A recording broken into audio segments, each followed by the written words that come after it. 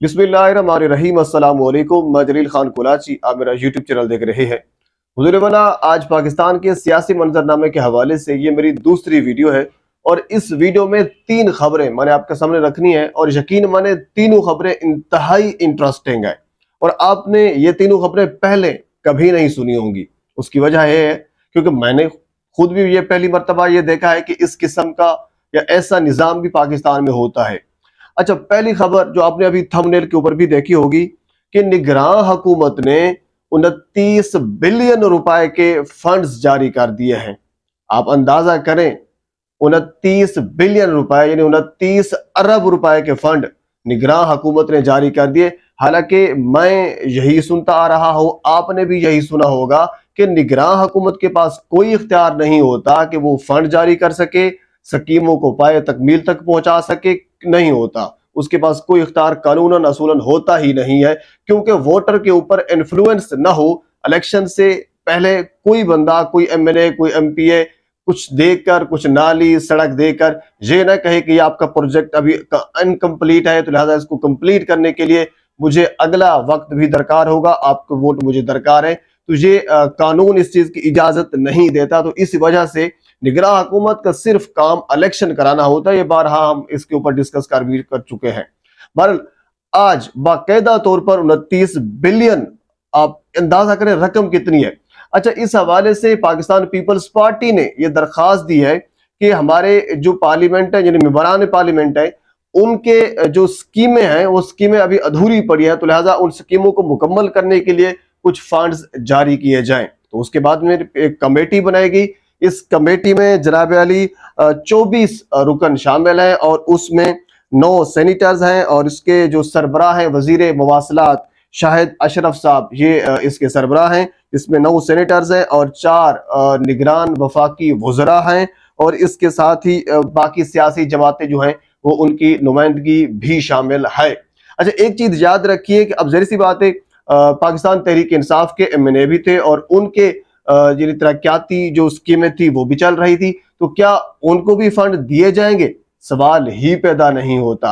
अच्छा, ये है नुक्ता, क्योंकि इससे पहले आप देख चुके हैं कि बारहा, इवन के आज जो सर्वे करवाए गए, कल जो सर्वे करवाए गए, खुद पीएमएलएन ने जो सर्वे करवाया है अपने ऑफिशियल अकाउंट से, उस पर भी 81% यानी 81% पाकिस्तान तहरीक इंसाफ ने लिए हैं। तमाम सर्वे में किसी में नून लीग 5% है, किसी में 10% है, किसी के सर्वे में ज्यादा से ज्यादा, जहां तक मैंने रिसर्च किया, 23% नून लीग आई है। सबसे बड़ा जो सर्वे हुआ, या सबसे कह लीजिए कि नून लीग के हक में जो बड़ा सर्वे हुआ, ये हो, मैं उसकी बात कर रहा हूं। यानी किसी सर्वे में 23% से नून लीग ऊपर नहीं है और ना ही कोई और जमात, बाकी जमात तो नून लीग से भी पीछे आ रही है।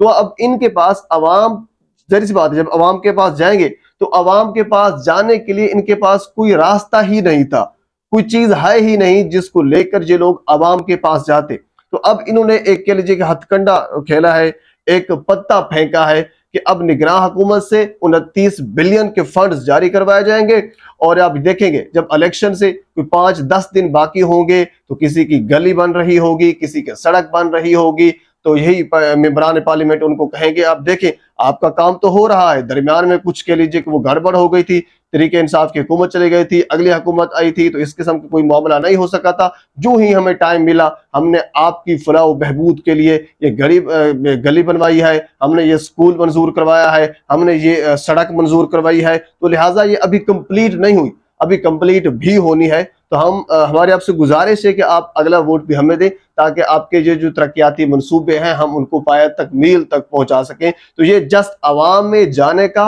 और अवाम के पास जाकर अपना मुंह दिखाने का इन्होंने एक कह लीजिए कि वो एक तरीकाकार अपनाया है कि हम इस तरीके से अवाम में जाएंगे और अवाम के आगे अपना सवाल रखेंगे कि हम इस वजह से आपसे वोट मांग रहे हैं। ये इंतहाई यूनिक है, मैंने कभी ऐसा नहीं देखा और पाकिस्तान की तारीख में ये पहली मर्तबा ऐसा हो रहा है और यकीनन आपने भी नहीं देखा होगा।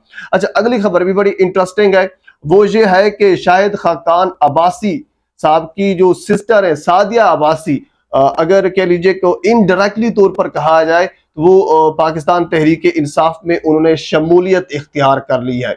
क्योंकि सेनेटर आप जानते हैं कि किसको बनाया जाता है, जो बंदा खास होता है किसी भी पार्टी का उसको सेनेटर बनाया जाता है। तो आज सादिया अब्बासी साहबा ने पाकिस्तान तहरीक इंसाफ की जो सेनेटर्स हैं, जिसमें शिबली फराज है, फैसल जवेद है, और उसमें आजम समाती है, यानी बाकी जो भी सेनेटर्स हैं, उनके हक में खड़ी होगी और ये कहा कि उनके प्रोटेक्शन आर्डर जारी होने चाहिए।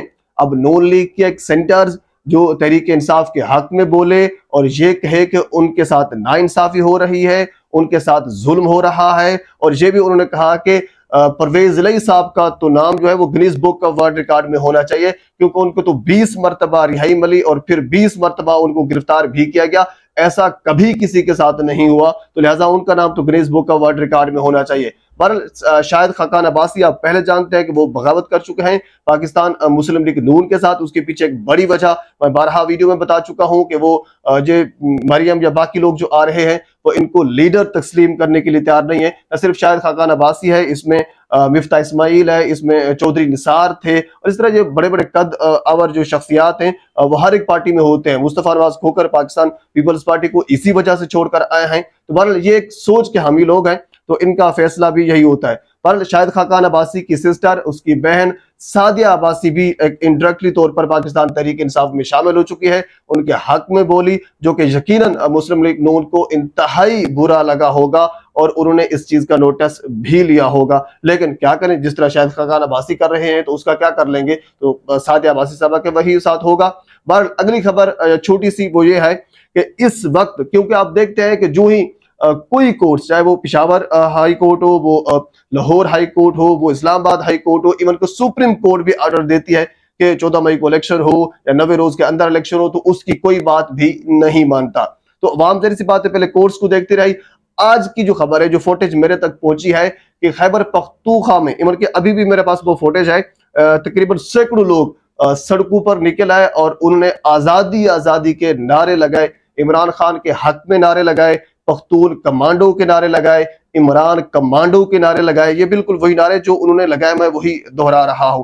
तो बहरहाल यानी अवाम जो है वो केपीके से आगाज उन्होंने कर लिया है, वो बाहर निकलना शुरू हो गई है, आजादी का नारा लगाना शुरू हो गई है। ये वजह क्यों पेश आई है? ये वजह इस वजह से आई है क्योंकि आप जब कोर्ट्स की बात नहीं मानते, आप किसी इदारे की बात नहीं मानते, आप अपनी मनमानी करते हैं, तो जाहिर है फिर अवाम बाहर भी निकलेगी और खान को इंसाफ भी दिलवाएगी। तो बहरहाल ये 2-3 खबरें आज की मेरी जो से दूसरी वीडियो है मेरी, इसमें मैंने सोचा कि आपको ये मैं आपके सामने रख दूं, मैंने आपके साथ पहुंचा दी हैं। अब अगली वीडियो में इंशाल्लाह कुछ चीजें और भी हैं, वो मैं जरूर आपके साथ शेयर करूंगा। एक मर्तबा फिर आपसे गुजारिश है, मेरे चैनल को सब्सक्राइब कर दें ताकि आने वाली हर इंफॉर्मेटिव वीडियो आप तक पहुंच सके। अल्लाह हाफिज।